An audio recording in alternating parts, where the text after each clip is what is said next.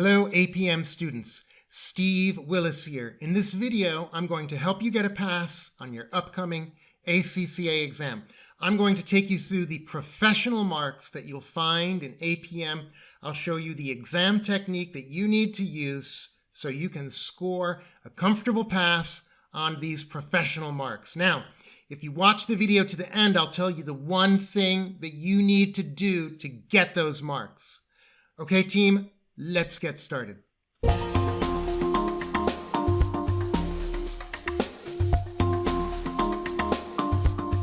If you are new to the professional marks, if you're not sure what they are, I recommend you pause the video now and you check out the description of this video. I've got links to very helpful information that ACCA has published to bring you up to speed on what the professional marks are. After you've done that, keep watching this video. I'm going to share with you the exam technique so you can easily score them. The first professional skill that you need to demonstrate is communication. This only comes up in question 1, and you can get up to 5 marks for demonstration of communication skills. First thing you need to do is make the report look like a report. They give you a report every time in question 1. Unlike SPL that might give you other business documents, you always get a report. And give the report headers. Make it look like a real report. Give it a title. You can write the name of the company, to, from, date. Next thing, write an introduction to the report. You don't have to do this in a fancy way. Just state what the report is going to accomplish. I recommend you do this part after you've completed the report, after you've written up your requirements. Then you'll know what you've done and the introduction will flow off of your fingertips. So just leave a place for introduction and come back and do it later. Then use headings. The headings will be the requirements. You copy paste the requirements in, they become your headings. Peel off the number of marks when you're all done. And lastly, when you're in the exhibits, you'll find the embedded requirements, and the specific tasks then become your subheadings. What are you doing? What are you being asked to do specifically?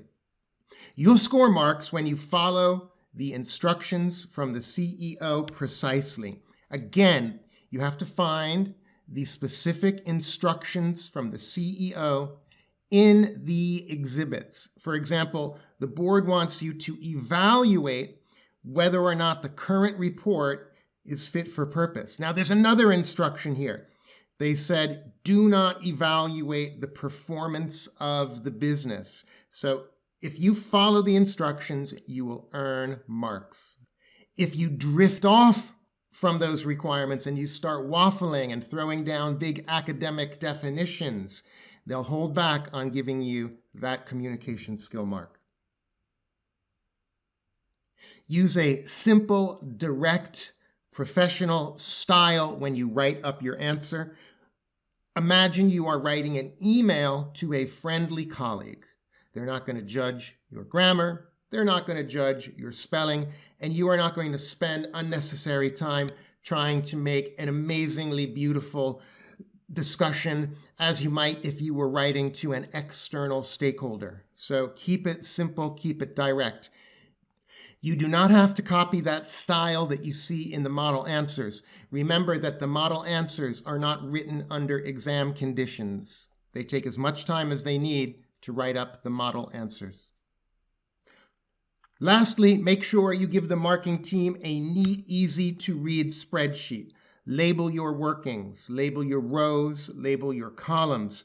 Don't cover up your writing with any other cells.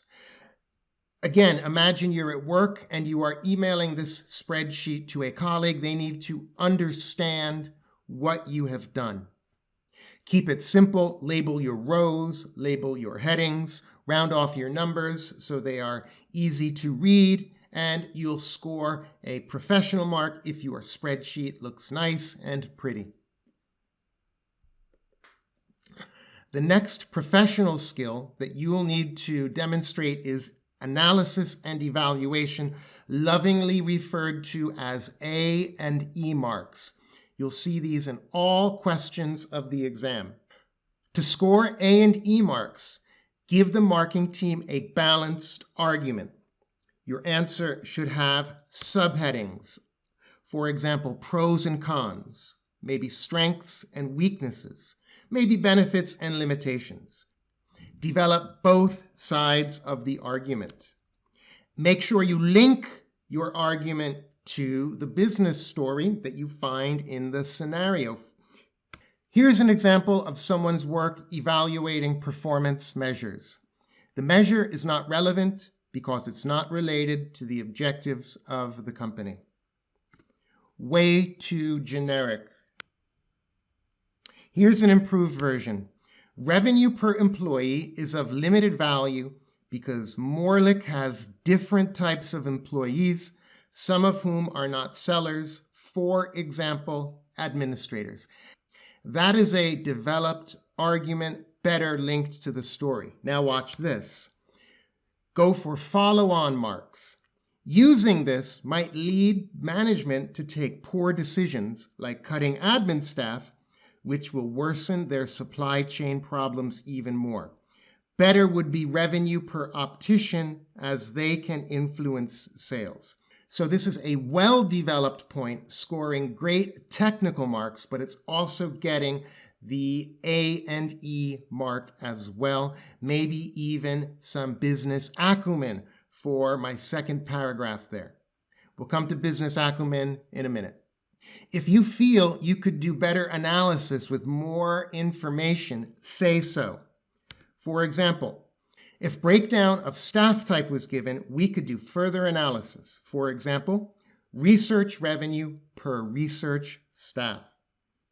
If you think more information would help you do better analysis, say it in your answer. That's going to help you earn A and E marks. When you are analyzing, evaluating, critically evaluating, or recommending, make sure you tie your argument together at the end with a conclusion or a recommendation. That's going to help you earn A and E marks as well. I recommend Lopton goes with the less risky project. Even though it's less profitable, both products are developed and marketing budgets can be adjusted in the following years depending on evolving customer demand. So it's not a generic recommendation, it's linked to the arguments that I made above. The next professional skill that you will need to demonstrate is skepticism.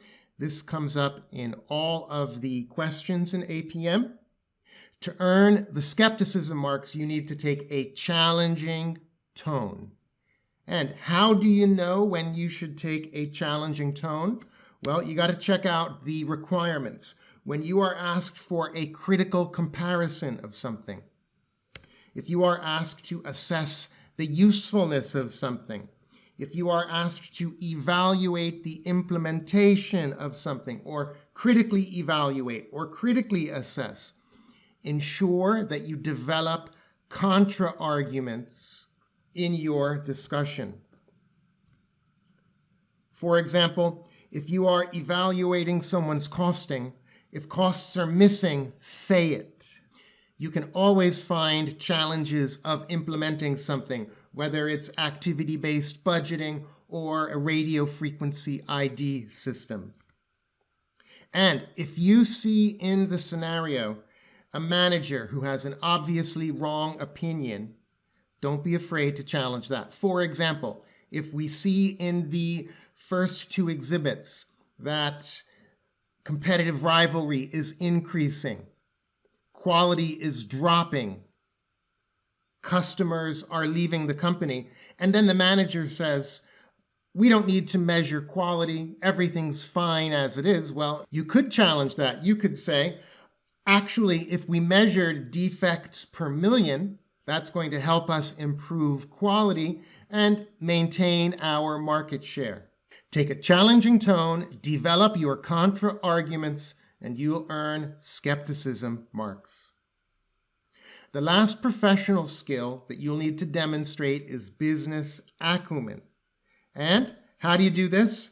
Everything that you suggest, you should make it practical. It should work in the context of the scenario. It should be specific to the company in the scenario. If you get a not-for-profit organization, don't recommend EVA as a metric because they do not need to measure shareholder value, for example.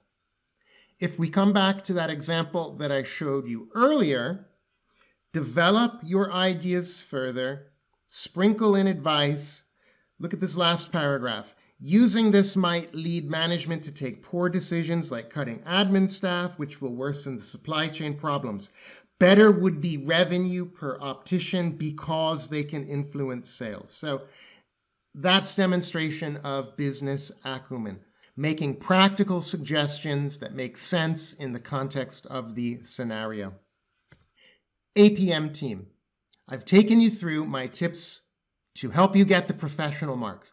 But if all of that was too much to remember, there's one thing that you need to do to ensure you get a pass on the professional marks, guys, and that is find the embedded requirements and do exactly what the CEO is asking from you. If you treat the exam as a business simulation, if you give helpful, useful advice, you will score the professional marks. Guys, this is Steve signing out. Good luck on your upcoming APM exam.